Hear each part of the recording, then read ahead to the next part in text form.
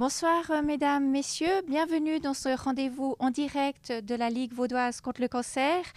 Durant cette deuxième vague de pandémie, nous avons souhaité organiser chaque mardi soir et jeudi soir des rendez-vous en direct avec des experts, rendez-vous pendant lesquels vous pouvez poser des questions sur notre page Facebook. Alors ce soir, nous avons souhaité parler des nouvelles encourageantes qui concernent le cancer. Nous gardons bien entendu des pensées très chaleureuses pour toutes celles et ceux qui ont lutté contre le cancer et qui ont été portés par la maladie et leurs proches. Néanmoins, en cette fin d'année, on a quand même souhaité avoir plusieurs invités pour écouter ce qu'il y a de positif dans les avancées des traitements et des soins. Alors pour commencer, bonsoir Dr Koukos, vous êtes en ligne avec nous. Vous êtes donc professeur et chef du département d'oncologie UNILCHUV et du service d'immuno-oncologie. Tout à fait. J'ai à côté de moi Monsieur Dominique Bozer qui nous parlera de son parcours. Bonsoir. Bonsoir. Et puis, nous avons eu la chance cet après-midi de pouvoir avoir une discussion avec Manuela Escher, qui est infirmière, qui est professeure associée à l'Institut universitaire de formation et de recherche en soins du CHUV, qui est également infirmière consultante en recherche au département d'oncologie du CHUV, et puis membre de notre comité de la Ligue vaudoise contre le cancer. Alors, je vous propose d'écouter cet entretien et ensuite, nous pourrons discuter avec nos deux invités qui sont ici présents. Alors, en cette fin d'année, qui a été assez éprouvante pour tout le monde à cause de la pandémie, on a souhaité aborder de façon positive la maladie, les traitements et discuter avec vous des évolutions qu'on a connues ces dernières années, tant au niveau des thérapies que des soins. Pour vous, quelles sont les avancées dont on peut se réjouir ? Alors, on peut certainement se réjouir que je crois que l'oncologie a vécu là, dans les dernières années, des innovations sur plusieurs piliers des traitements qui peuvent être offerts. Et je suis infirmière, pas médecin. Bien sûr, je me réjouis beaucoup si on pense à l'immunothérapie, mais aussi à tous les autres piliers thérapeutiques qu'on peut offrir en oncologie. Il y a quand même eu des innovations qui, pour nous, étaient inimaginables il y a quelques années. Par contre, étant infirmière, ce qui me réjouit encore plus, je dois dire, c'est qu'aujourd'hui, on est aussi beaucoup plus actif dans le champ de recherche et de développement et d'innovation pour mieux accompagner les patients et les familles qui doivent faire face à une maladie cancéreuse. Et là, on a quand même pu développer maintenant des nouvelles modèles de prise en charge, de soutien, aussi des informations qui sont parfois sur papier, mais souvent de plus en plus maintenant aussi en ligne, où les patients ils peuvent trouver un soutien qui leur aide à faire face à la maladie, à apprendre à vivre avec cette maladie, ou dans des situations qui sont plus sombres peut-être, mais on a aussi développé beaucoup de modèles de prise en charge où on peut accompagner, j'espère, les familles et les patients dans des situations où ils doivent faire face à la mort. Et concrètement, par exemple, qu'est-ce que vous faites aujourd'hui dans cette pratique, cet accompagnement qui n'était peut-être pas proposé auparavant aux patients ? Alors, un sujet qui me tient particulièrement à cœur, c'est de renforcer un partenariat avec les patients où, en fait, ce n'est pas nous qui font tout pour le patient, mais comme une maladie cancéreuse, c'est quand même une maladie avec laquelle on doit vivre pendant des semaines, des mois, voire des années, où on s'assure que les patients, les familles, ils apprennent eux-mêmes de trouver la meilleure manière comment faire face à cette maladie. Et là, avec mon équipe de recherche, mais aussi avec beaucoup d'infirmières, médecins, une équipe interprofessionnelle, on développe de plus en plus des outils qu'on met à disposition aux patients, mais aussi des formations pour des infirmières, pour que les patientes, ils sont vraiment les maîtres de leur situation, que les familles, ils apprennent comment au mieux faire face à la situation. Ça peut être, par exemple, par des flyers qu'on a développés qui informent sur chaque symptôme, par exemple la nausée. Qu'est-ce que je peux faire moi-même pour gérer cette nausée si elle n'est pas si grave que j'ai vraiment besoin de prendre des médicaments ou d'appeler l'équipe soignante.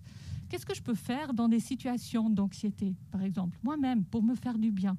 Et un sujet qui préoccupe beaucoup de nos patients, c'est la fatigue. Alors là aussi, on découvre de plus en plus des choses que les infirmières, mais aussi d'autres professionnels de santé, peuvent mettre à disposition pour que les patients trouvent la meilleure stratégie pour faire face à cette fatigue eux-mêmes. Alors, on me fait signe qu'on arrive quand même au terme de cet entretien. Pour conclure, en une phrase ou en quelques phrases, quel serait le message que vous voulez qu'on garde par rapport à ces évolutions positives? Alors, vous allez encore l'entendre, on l'a déjà entendu, que cette médecine oncologie de précision est extrêmement prometteur. Le message que j'aimerais aussi apporter et qui, moi, me fait de l'espoir, c'est qu'on parle aussi de plus en plus des soins personnalisés. Ça veut dire qu'on a de plus en plus de possibilités et des connaissances aussi robustes sur le plan scientifique. Comment soutenir les patients, comment soutenir les familles qui sont touchées par une maladie cancéreuse. Manuela Eicher, grand merci et j'espère à bientôt. Merci beaucoup. Dominique Poser, je commencerai par vous. On a entendu la professeure Manuela Eicher parler d'immunothérapie. On y reviendra avec le professeur Koukos. Vous-même, vous avez bénéficié de cette thérapie innovante. Est-ce que vous pouvez nous raconter votre parcours? Tout à fait. Alors, personnellement, j'ai commencé, on a diagnostiqué assez récemment, il y a 3 ans, un cancer du côlon droit. Où assez classiquement, finalement, on fait d'abord une chirurgie. À la suite de cette chirurgie, on s'est dit on allait quand même faire 6 mois de chimiothérapie, donc classique. Et malheureusement, j'étais sensible à l'oxyloplatine, donc on a dû arrêter sur les 4 derniers mois. Et dès janvier, malheureusement, le cancer était de nouveau présent. Et il fallait agir vite. Donc rapidement, on a fait 2 interventions assez lourdes. La première, c'est une PIPAC et ensuite une CHIP à 1 mois d'intervalle. Et toujours pas de chance. 3 mois après, de nouveau, le cancer était diagnostiqué et revenait. Alors pas au même endroit, d'abord le péritoine et puis là, on savait que c'était plutôt le foie. Et on m'a parlé d'immunothérapie, d'essayer cette nouvelle médication, on peut dire, avec beaucoup d'espoir. Et je me suis dit, de toute façon, on a quelque part rien à perdre. Et surtout, c'était intéressant d'être à cette frontière de nouvelles molécules qui pouvaient apporter quelque chose de meilleur et sans être invasif. C'est-à-dire qu'il n'y a pas besoin de passer par une opération qui, somme toute, ça se passe toujours bien, mais c'est quand même une chirurgie lourde. Alors que l'immunothérapie a réglé en 6 mois mon problème, c'est-à-dire j'avais ni plus ni moins une métastase qui était passée de 2 mm à 5 mm puis 2 cm en l'espace de 6 mois et dès le traitement d'immunothérapie, on a vu cette décroissance au même rythme, ce qui est plus que rassurant.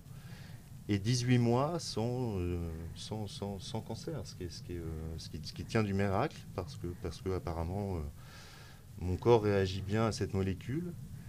Et j'ajouterais, c'est surtout que si je devais comparer avec une chimiothérapie classique, j'ai aucune séquelle, aucun side effect de cette thérapie. Et ça, c'est vraiment révolutionnaire. Le traitement dure 30 minutes en ce qui me concerne. Donc même si c'est tous les 15 jours, c'est presque une vie normale. Et on oublie presque que l'on a le cancer. On se réjouit beaucoup pour vous. Professeur Koukos, vous pouvez nous expliquer ce que c'est cette immunothérapie? On entend aussi beaucoup parler de T-cells. Qu'est-ce que c'est? Oui, tout à fait. Alors, l'immunothérapie, finalement, est une série de thérapies, des interventions qui sont ciblées à remonter la puissance du système immunitaire de l'hôte. C'est-à-dire qu'on agit maintenant pour renforcer les défenses immunitaires du patient. On cible les cellules immunitaires par la tumeur de manière que les cellules immunitaires, eux, ils se renforcent pour reconnaître la tumeur et le tuer, et l'éliminer finalement. Et ça, la différence entre la chimiothérapie qui cible de manière directe la tumeur pour le tuer, et l'immunothérapie qui cible le système immunitaire pour le renforcer, de manière que lui, après, peut éliminer la tumeur. Et c'est ce qui se passe finalement avec beaucoup de patients qui bénéficient de ce traitement.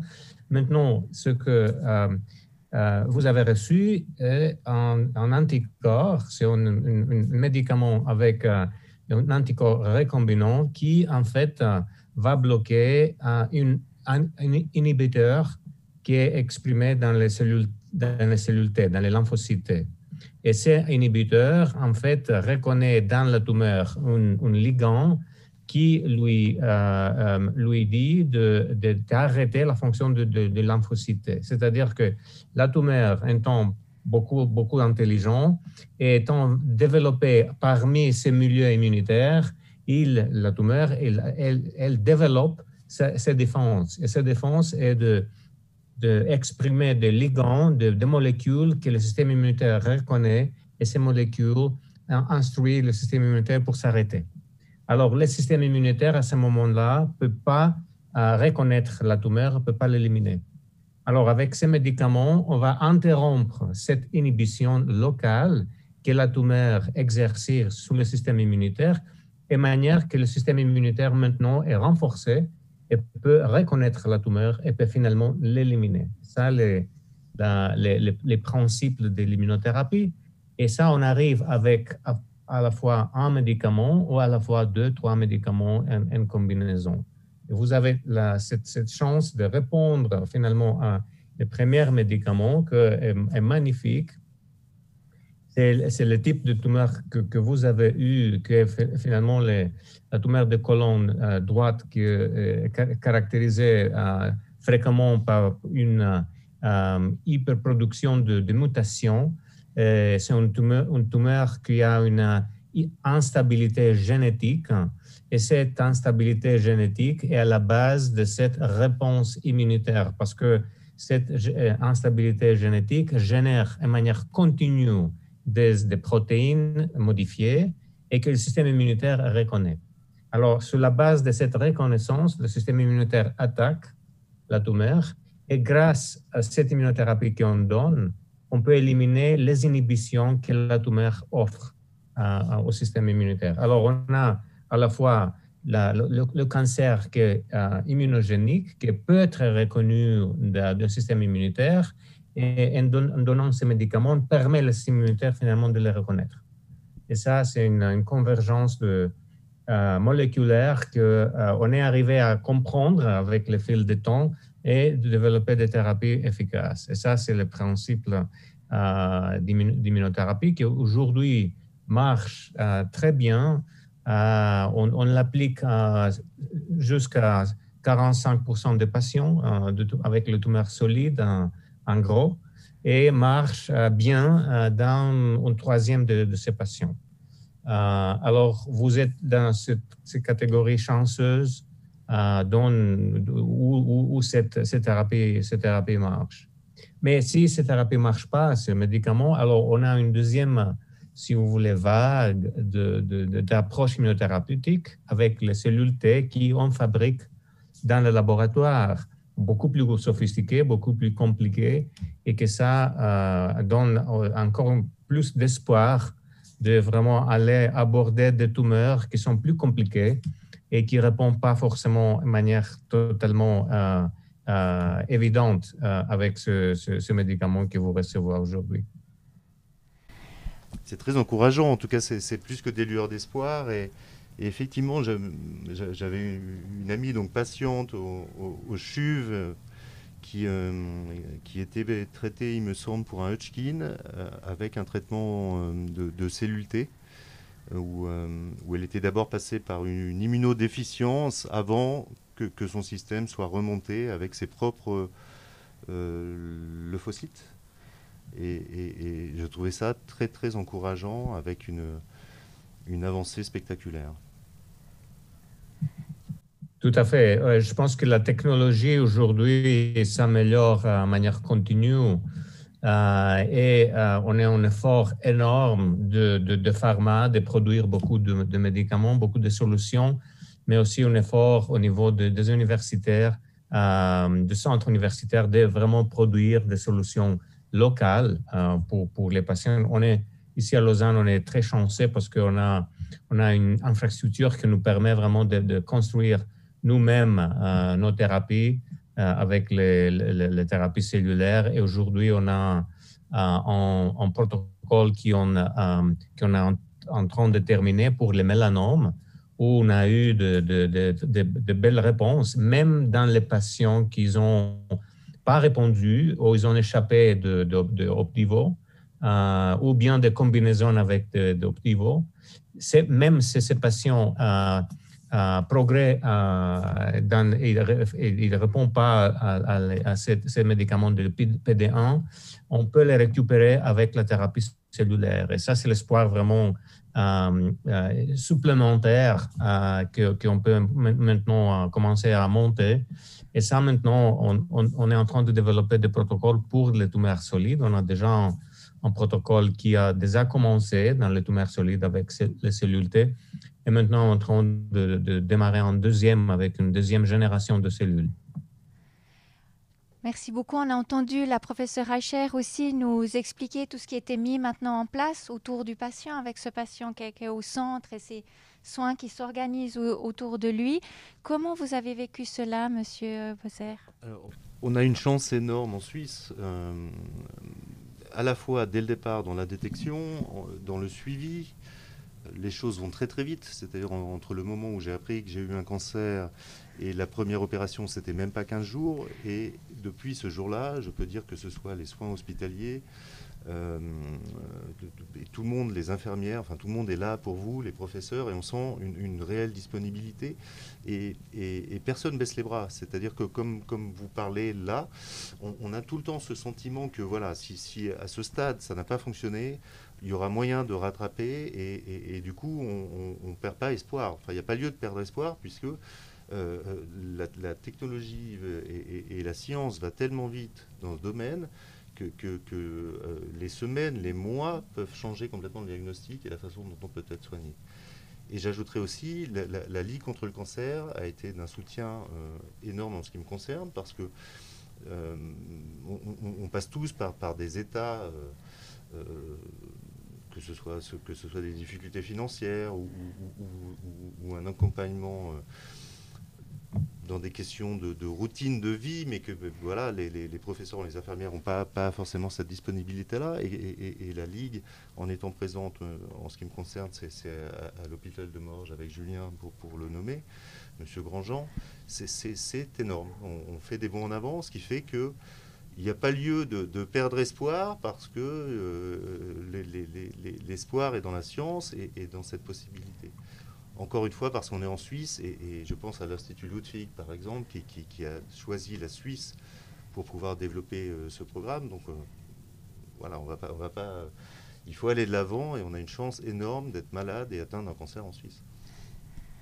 Donc on entend aussi toute la richesse de votre témoignage et combien c'est important aussi d'entendre la voix de la personne qui traverse toute cette maladie.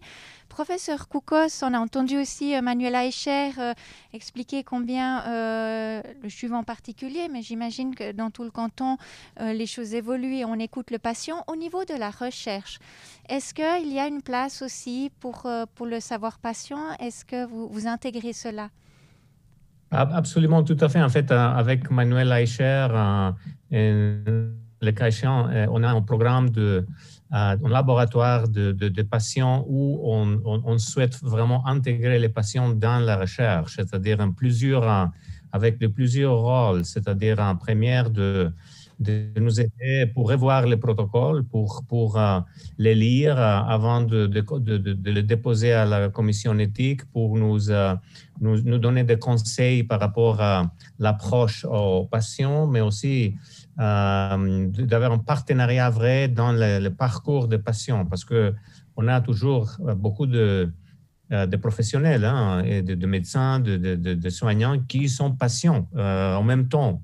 Et je pense que cette expérience-là nous aide beaucoup pour améliorer nos services. Et pour nous, c'est capital.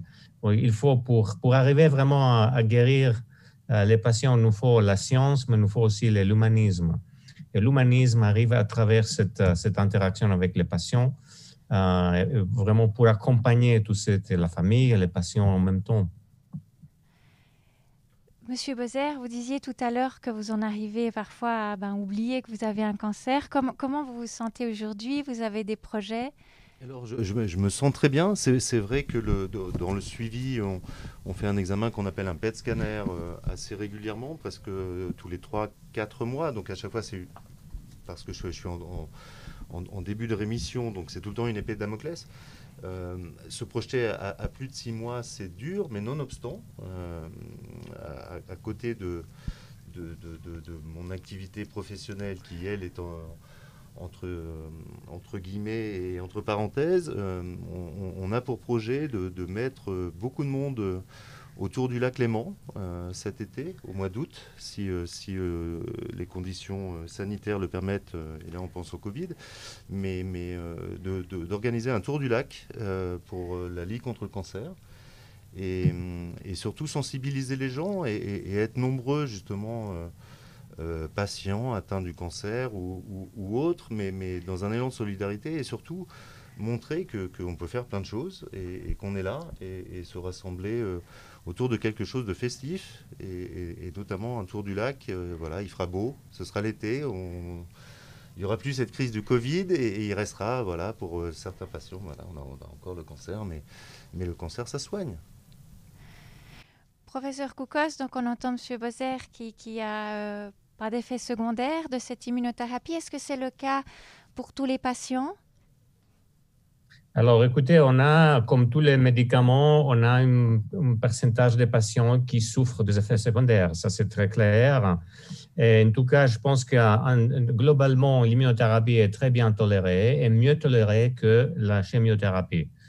On n'a pas les effets de chimiothérapie, de fatigue extrême, aussi de la suppression de moelle, etc. Alors ça, on n'a pas, mais par contre, on peut avoir dans une petite partie des patients une hyperactivation du système immunitaire qui provoque des réactions auto-immunes avec une inflammation des organes qui peuvent arriver, telles qu'une inflammation de foie, une inflammation d'intestin, une inflammation des glandes, etc., poumons, mais sont plutôt rares. Je pense que moins de 10% des patients, ils ont des effets secondaires qui sont vraiment graves, de manière qu'ils doivent interrompre le traitement et doivent recevoir des médicaments pour supprimer cette réaction immunitaire.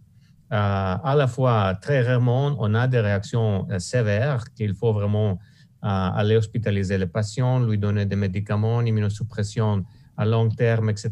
Et ça complique un peu la vie, surtout aux patients, mais aussi à nous, parce qu'il faut vraiment trouver des solutions. Et alors là, on collabore beaucoup avec des collègues d'immunologie qui ont l'expérience de traiter ces patients très, très compliqués, très avancés avec des réactions auto-immunes. Je pense que normalement, ça passe très bien et la plus large partie des patients recevoir cette thérapie sans des problèmes secondaire. En tout cas, à fois on détecte des réactions biologiques qui n'ont aucune conséquence dans la vie finalement. Ce sont plutôt des effets de laboratoire que des effets vrais. Je vois que l'heure tourne très très vite.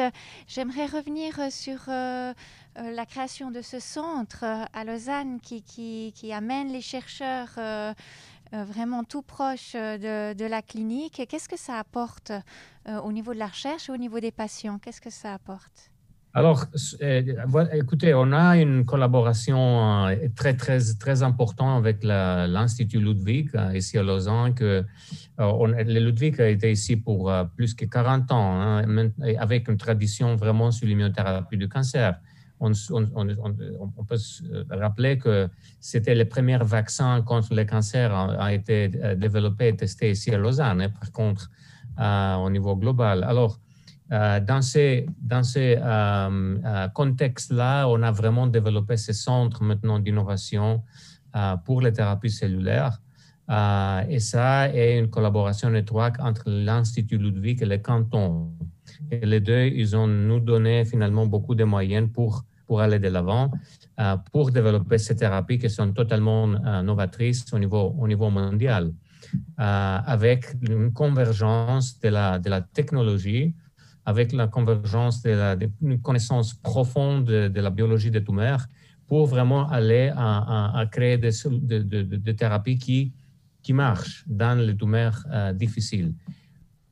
Pour les patients, c'est une chance, c'est une opportunité à plusieurs niveaux, parce qu'en première, on peut offrir à quelques patients ces thérapies totalement avancées, mais pour une partie beaucoup plus large des patients, ce que ça signifie est finalement qu'on a développé pour créer ça, on a développé un centre d'excellence dans l'oncologie globalement.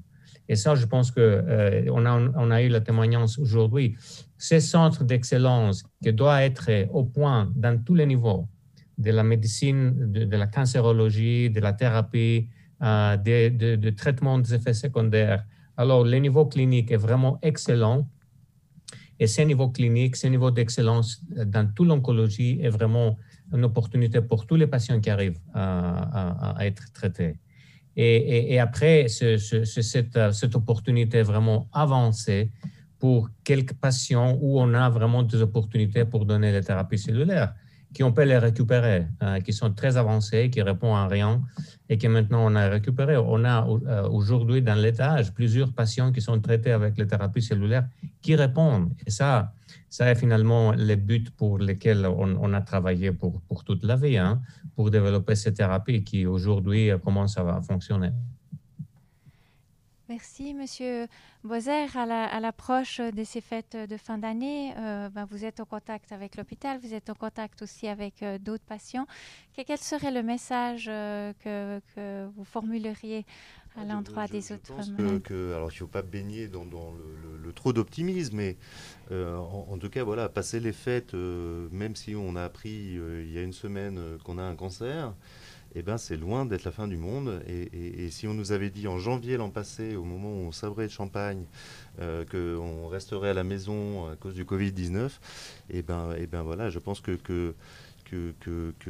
professeur Koukos nous l'a expliqué, la science et la recherche fonctionnent et on a encore une fois de la chance d'être en Suisse et qui plus est à Lausanne avec le CHUV.